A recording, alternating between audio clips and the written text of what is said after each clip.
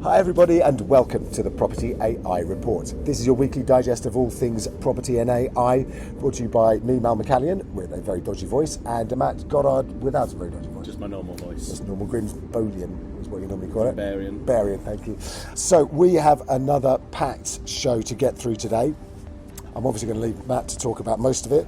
But yes, we are here in sunny Madrid, aren't we? It's very nice. It's beautiful. For those watching on YouTube, it's blue skies, aeroplanes, ambulances, beeping horns behind us. Loads of taxis. If we don't get any of those, we'll use 11 apps to add in the sound effects afterwards. Of course. This is actually Mal talking normally, and he's used sound effects on that to make himself sound more husky. That's right. We'll see how the rest of this session goes. Yeah, we will. Okay, so let's start off then with our property news.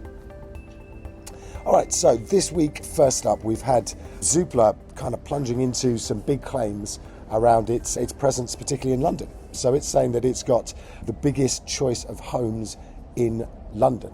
Now, I haven't seen anything contravening that from any of the other portals. Do you think that's a valid claim? I 100% believe this is true, and you'll know better than most, although I don't necessarily need you to talk about it now, that Zoopla has for long been the most established portal in London, hasn't it? So certainly Chesterton's, I think, were one of the big ones that stayed on Zoopla for a long time. When On the Market came along and said one of the portal, it was Zoopla for the London agencies, and I believe that probably still is the case. Certainly I know Rupert Collingwood from the London Broker, I've mentioned a few weeks back, he doesn't put anything on Rightmove. It's Zoopla is the portal he uses alongside digital marketing, and I believe Zoopla quite right to have this claim alongside its very fancy purple London cabs that it's got. Yeah, they look amazing. And yeah, look, I think if you go back in kind of the dawn of time and kind of Zoopla's gestation, it took over various portals along the way, like Prime Location, like Find a Property. Find a Property was very strong on the letting side, particularly in London. And obviously Prime Location came with those blue blood, Knight Franks and Savills and people like that who are there is a strong London base there. Yeah, no, I think it's a good campaign. I think it's what I like about it. It's positive for Zoopla after a few weeks or months of not necessarily having a lot to come out swinging. It's really picked up, and I think it's going to be interesting to see how they build on that. They are here, aren't they, in Madrid? They are indeed, and so is Andy Florence, as I've just found out via the WhatsApp group for Property Portal Watch. So be interested to see what he has to say this year, as opposed to obviously last year was very much we're not buying Zoopla. Andy Florence being CEO of CoStar, CEO, founder of CoStar, and probably someone you were mingling with at the pre-drinks last night. No? He's not here yet. Oh, right, no, okay. He's showing up. I think kind of like Taylor Swift, just very right at the end. Got you. Just as Tay-Tay, and you like it when I go off on my random tangents. Yeah, okay. And we're trying to fill some time so that you don't have to speak so much. Apparently, you've joined Instagram and you've created a number of reels using content from this podcast. That's right. And our reel has been popping up in my sister-in-law's Tay-Tay stream. Unfortunately, as she's been doom scrolling through Tay-Tay, this hit with updates from whatever snippet you interjected Excellent. There. I love the fact that I am now a master of all of these different social media channels that everybody's been on forever. And I like the fact that you brought Tay-Tay up first, so I was able to throw that in. But no, it'll be interesting to see what Andy Florence has to say. It's actually going off on a tangent from talking about Zoopla initially, but at the same time not. And also Domain's going to be talked about, isn't it? Which CoStar also owns. So yeah, no, I think it's very excited about this conference. This is the Prop Tech and Portal Watch conference in Madrid is over the next 3 days, and plenty of different speakers, including Rich Hayes from Zoopla. We've got in the room is Rightmove, also Jason Tebb of On the Market, and as Matt says, Andy Florence. So some really big portals from our country, but also, as Matt says, Domain, which also CoStar owned over in Australia, and others too. So it's going to be a huge. There's 410 odd people, which is the busiest it's ever been. So very excited to see how it all comes together, and obviously we'll have some stories, I'm sure, to share next week, because last time Andy Florence dropped the idea that he was going to sponsor the Manchester Stadium. London, Manchester and London. Yeah, the Homes.com Stadium in Manchester. Your voice really has gone. It really has, yes. So plenty about the portals coming up, I'm sure, next week. Right, next up, we are talking, again, we love to talk about the exciting stuff here, TA6 forms, Matt. Indeed. It's obviously the much maligned TA6 form as well, because of the fact that the volume of information needs to be dug out. But the good news here, we'll hopefully see this come to pass, is that estate agents are being invited to engage on it this time. Contribute. Just being told this is what you now need to do. This rippled through, I think it's back end of last week, wasn't it? And the fact that estate agents this time will be getting the chance to incorporate the points and ideas. There's various groups, aren't there, like the homes buying and selling group and various others that have their ideas but maybe haven't previously had the right situation to air them. Yeah. It certainly looks like this is more of a positive bit of news. Absolutely, a bit more collaborative. It died on its backside basically because nobody was actually implementing them because it was too complex. So yes, there's a lot of learnings there in terms of if you're going to do something like this, then make sure you've got everybody on the ground floor involved as well. But yeah, no, so it's, obviously that's going to be deployed, a lot of kind of information that's going to be available for people looking to buy property and so on. So yeah, really, really good development there. All right, we're going to talk about the Conservative Party because we love a bit of politics as well. They have promised to abolish stamp duty. Thoughts? Well, it was their conference, wasn't it? It last was. week. We're here in Madrid. Where were they for their conference? I think it was Manchester. Okay, so they schlepped up to Manchester. We had Labour up in Liverpool prior to that.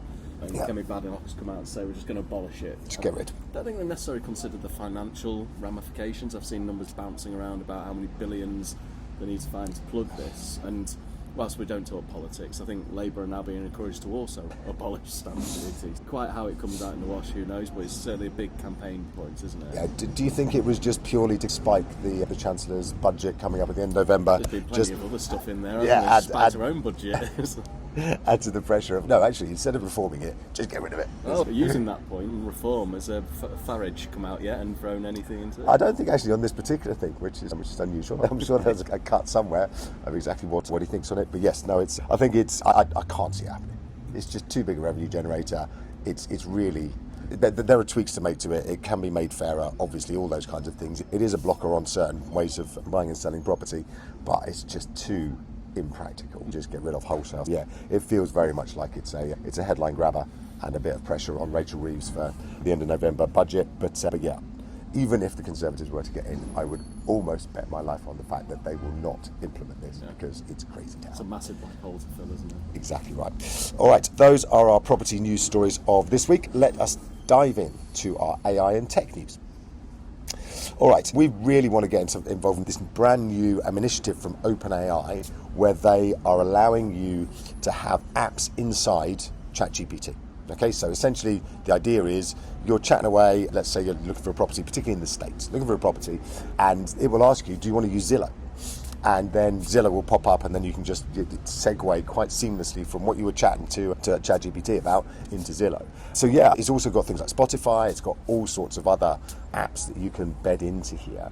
And I was interested to see the Zillow announcement for it. This is how sad I am. The URL said that they're the first to implement, and then the big PR press piece said actually we're the only exclusive partnership with ChatGPT. So I think my take on this is that this is going to be open to everybody, right? So this is going to be an app. It's going to be like the App Store on Apple on your phone, and you're going to be able to build apps for ChatGPT, and it's going to be pretty cool. Yeah, it's a bit confusing to start with because this came out as part of Dev Day last week, so we were actually recording on the morning of Dev Day. I think we were 6 or 7 a.m. last week. Yeah. As things were coming out, and Agent Builder had been announced, which we talked about as our tool of the week, which is the ChatGPT version of Zapier, which is you build a workflow and have various connections. The apps almost slid under the radar at that stage because previously ChatGPT have had connectors, they've had custom GPTs, and it's difficult to piece together how apps is different to those approaches. But actually, I think this is going to be quite revolutionary. Maybe not immediately, maybe take a little bit of time, but you think about when the iPhone launched way back when, it was a year and a half before they launched apps. Yeah. So you just had a smartphone, and it wasn't that different to any other smartphone at that stage. And then when Steve Jobs came along and launched the App Store, it really changed, didn't it? It's like we've got the Wover app going off at the moment to tell us when our next agenda point is. You have smart trackers, your health trackers, you have all these different apps that are in your pocket. That's a video that's on my phone that's actually videoing us right now. Exactly that. And so to see these within the context of ChatGPT, and I think the difference for me with custom GPTs was Canva is one that's been a custom GPT, is a custom GPT, and it is already an app. And with Canva, there's the ability within the custom GPT to get and utilise content within it in a generative AI sense, so you just textually integrating with it, whereas these apps have a graphical layer. And so actually what's being returned, you're interacting within ChatGPT, and for me it's almost becoming a platform. It's almost becoming an operating system by introducing these, and we knew apps was going to be a big thing when they brought in their own CEO of apps was that last year? No, it was only early this year. Yeah, it was like about 4 months ago, something like that. Fujiyama, wasn't it? Yeah. But she's come in, there've been all these various launches, and now actually see these contexts. I think Zillow is actually allows people to do the things you've talked about for a while. And you've got enough voice to talk about your ballroom dancing situation again, haven't you? No, I don't know how that. Sorry, don't make me laugh. That's not allowed. What I do think actually is, yes, so Zillow is much more able to, or you are much more able on Zillow to do this kind of natural language search where you can actually say, I want a 3-bedroom property near a ballroom dancing class, etc. And it will go off and find it. And that I think is the difference. I think that the apps that they are allowing onto their platform and that they are privileging and showcasing are ones that have AI in them already. I can't see at this point that it would necessarily use a Rightmove, with no disrespect, and Zoopla and stuff like that, because you can't actually, if you're doing a chat on ChatGPT saying, I really want to get Riverside setting, blah, blah, and then it dumps you onto Rightmove, and then you've got to start again with 3 filters. I don't think that's seamless enough, so I don't know if that's necessarily going to be something that they do. Plus, that there does seem to be the case that Rightmove and others are actually blocking AI anyway, so I just don't see them diving into this just yet. But yeah, there's plenty of opportunity for others coming into the market. I think that actually this could be a real game changer. But yeah, I think it's super exciting. And I think it's also the chance for developers to start monetizing that as well, if it goes down the actual, to use the same paradigm, the App Store approach from Apple or Google Play, to actually look at that. And then it's things like, for example, a lot of people use MailChimp for their email marketing, but that's actually been shrinking in terms of market size. I don't know if it's just since Intuit bought it, and there's things like Beehive, and it looks like Beehive have already put their app into ChatGPT. So again, you've got all that context, and that's what it really comes down to, isn't it? We have context is now knowledge, and it's like people who can get that, and I'm looking forward to seeing when the likes of HubSpot or Salesforce put those apps in so that you can work from within ChatGPT, but you can summon, for one of the better words, your call list, your interactions, your deals, see all those things in that context of your ChatGPT platform. And I'm really interested to see whether they do, because Salesforce has got a record already of basically trying to wall off their data. At the same time, they've unwalled Slack. So Slack is now publicly available again. For those that don't know, Slack's got an API. A lot of people were integrating with that, and back in May, June, Salesforce, who owns Slack, removed that API access, so walled off.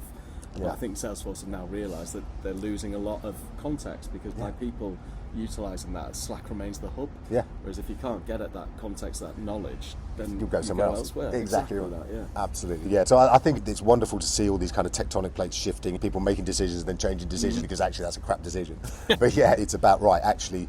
And again, to your point about the mobile phones and iPhones and app stores back then, nobody really knew what the hell they were doing. They were just throwing things out there and then iterating until you find product market fit. And that's going to be the case again in this ecosystem, I think. So yeah, look, it's the start of something, I think, and yeah, it's going to be really exciting to see where it all ends up.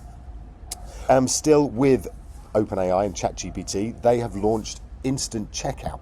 So just when you thought that you were going to be able to get away from ChatGPT, or indeed ChatGPT story on this podcast, we're back with Agentic Commerce Protocol, ACP, which basically means that you can click and buy stuff directly from ChatGPT. So it will surface some really cool stuff. So if you're looking for, I don't know, a motorbike, I don't know why I thought like that, probably noise outside, and you can then find it, blah blah, you can do some real research, get it to do some proper research on it, do the whole agentic thing, and then it comes back with the perfect bike for you.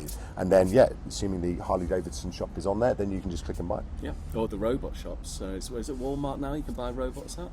And so you can, and guns. Yes, and this has been coming for a while. We've seen the Google sort of protocol for purchasing, and we've talked about in previous pods the fact you could set an agent off to say, go find me a motorbike between these price points that's from a certain era that maybe Steve McQueen jumped the fence on in Great Escape, or it looks the same, and you can set the agent off to go hunt for that, but it would then return the results. This is now saying, go off and do it. And we've seen that very early on. You can take a snap of a menu and agent goes off and gets all the ingredients, and now you can put those ingredients in the shopping basket. Whereas now, as long as you've pre-approved and allowed to do it, the agent can actually buy those products and get them delivered based on free time in your calendar. So it's seeing those steps as it comes along. And the concern is always around those bad actors who are going to try and utilise the payments and to defraud. But it's a case of that's why these protocols come along, isn't it? Exactly. And there will be a kind of, just as we were talking about earlier, there'll be a push-pull, like it will go a bit further forwards and then it will have to roll back just a little bit because actually it's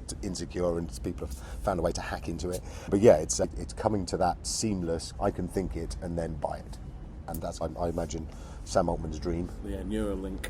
Yeah, exactly, that's it. So that's a little bit more of OpenAI, but don't go anywhere because we've got even more. The last one. Actually, no, there's two. But anyway, so we've got Sora. So Sora is the amazing video platform that we still haven't got DAO access to, which really upsets me every single time we do Like this. the App Store, we don't have a ChatGPT app. Exactly, but yeah, it's hit 1 million downloads faster than ChatGPT. All right, so ChatGPT was the biggest download fest in history, the biggest consumer launch in history. Now Sora has smashed that, but also it's been mired in controversy, hasn't it?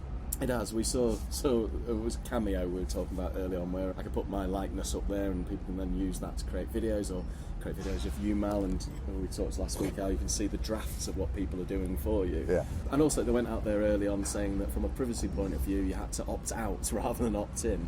And there's various videos, I'm sure everybody's probably seen them on Instagram and Reels, and they have this Sora watermark on, but even now there's a host of companies that can take the Sora watermark off. There's also ones that can add those Sora watermark on. You just got a normal video Well, and then you that can might be the rhino coming through the bathroom window that my brother sent me the other day. But you see those coming through, and the controversy is very much that. The people with likeness, Michael Jackson in KFC, and Tupac walking down the street. There's been a variety of these, hasn't there? And now it's a case of they're having to dial back that sort of freedom of imagery, isn't there? Yeah, so there's a Martin Luther King thing that kind of took off as a sort of meme. But yeah, it's Sam Altman's doing his, oh my God, I can't believe that this has happened. What a surprise.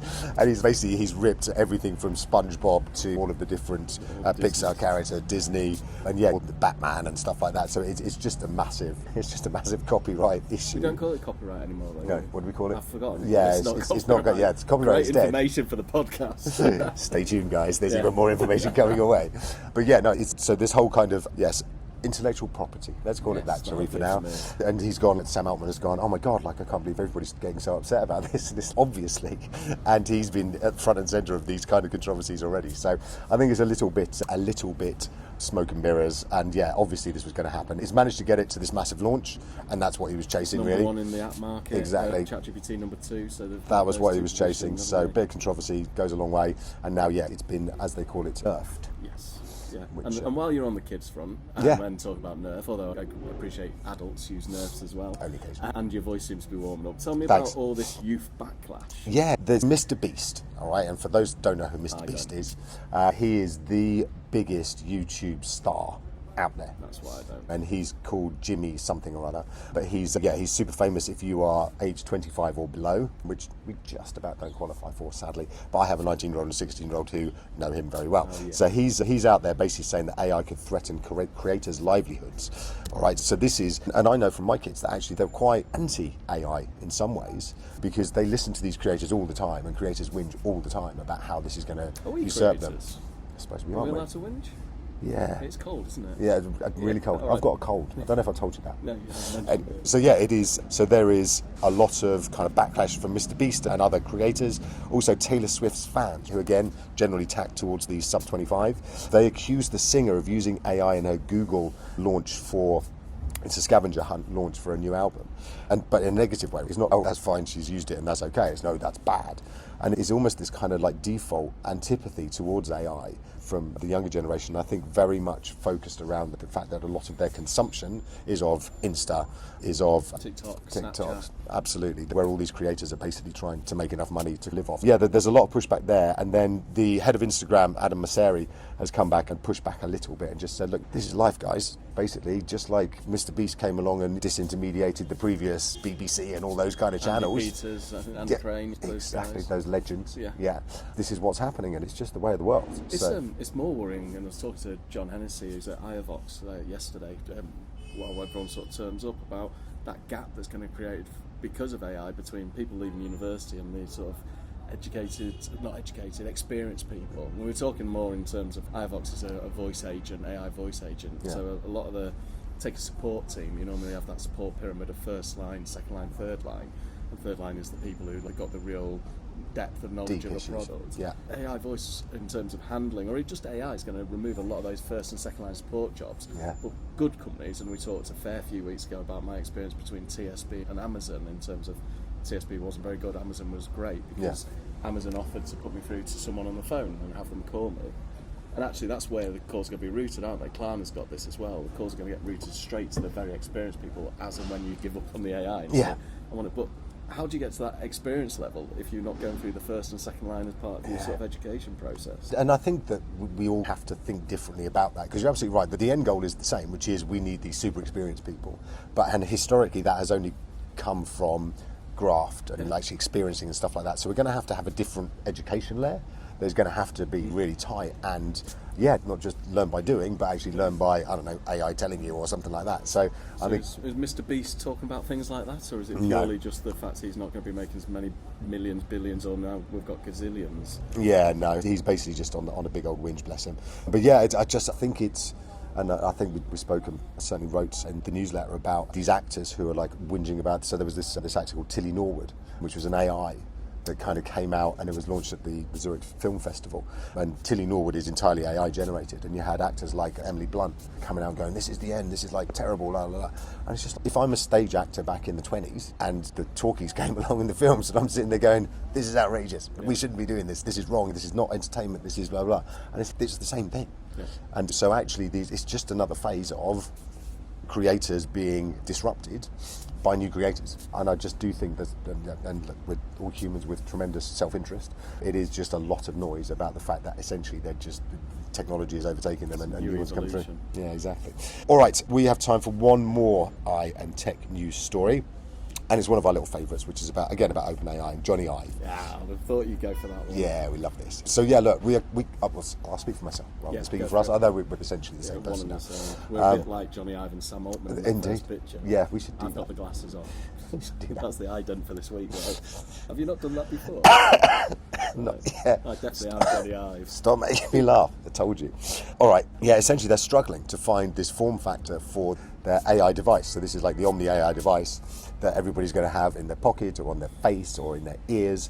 And yeah, it seems to be going a bit slowly for something that costs 1.8 billion or something crazy. There's a lot of technical challenges, aren't there? And I know there's a lot of models now that are so small they could fit on. I heard something yesterday and it made me laugh because someone I work with at House & House has got like an iPhone 7 and they're trying to test various things on a mobile device, and do you need to wind that up? Wow. Get some coal in that? But there's large language models and models that work so well you can have them on a very old phone and like with a very small footprint. Yeah. And I think a lot of the problems they're having are actually around technical challenges. And I think that what's actually happening is more interesting for geeks like us is what it's going to look like, where's it going to go.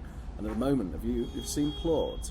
No. So Claude is a device that's very thin, almost wallet-sized, and it's like in the old days, we would call it a dictaphone. Okay. And it sits there very discreet and records the conversations, transcribes it, and Simon Whale, of course, probably picks one up due to his Instagram reels. And I think that's going to be basically what these guys come out with, just a very elegant, smart-looking one that as soon as you sit down, you've got your laptop, you've got your mobile, and you stick your listening device, your dictaphone, as it was, in there. But they're having the technical challenges around it, getting it to work. And I think the latest from the FT was it's a palm-sized device without a screen that can take audio and visual cues from the environment. And a lot of it is to do with, because it's ambient AI, it's on all the time, and that's the challenge around it. And I think even Amazon had a problem with its Alexa Plus, where normally there's a cue words that obviously Alexa or Echo, depending on your settings, whereas this ambient AI is there all the time. It's struggling to differentiate between when it should be engaged and not. Yeah, so I tried something called B. I don't know if you've come across that, BEE. So that was a little kind of band around your wrist,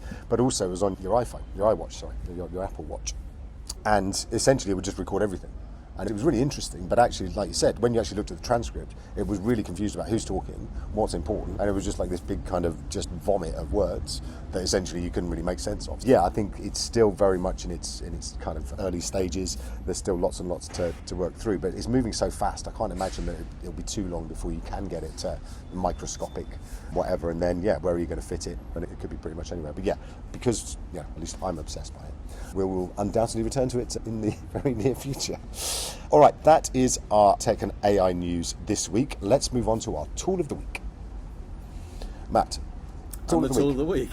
Excellent, thank you. I've been wanting to say that so long. I dropped that one when I was in Dubai and you beat me to it. I let you come here to my balcony in Madrid on my terrace. Look at this, and I just abuse you. But no, so we touched on Notebook LM as a tool of the week very recently, but also Nano Banana, and our tool of the week now is the two have combined forces. In fact, Google have gone to town with Nano Banana and it's appearing everywhere. Yeah, but this specific one is Notebook LM they've got the webinar feature, or I think it was called webinar feature, isn't it? We've got the audio overviews and then the webinar, so it takes your content and creates a brilliant webinar and creates the visuals. And those visuals were great, like watching them through, and it takes it, the sources it from your own content, whereas now it's using Nano Banana to create those visuals, and it's just taking it up another step.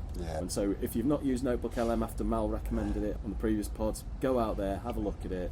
The audio overviews are fantastic, the cue cards, the quizzes that it creates, but also now that it's got Nano Banana in there. And this isn't like OpenAI where it's, here you go, America, Europe, you'll get it at some point in the future.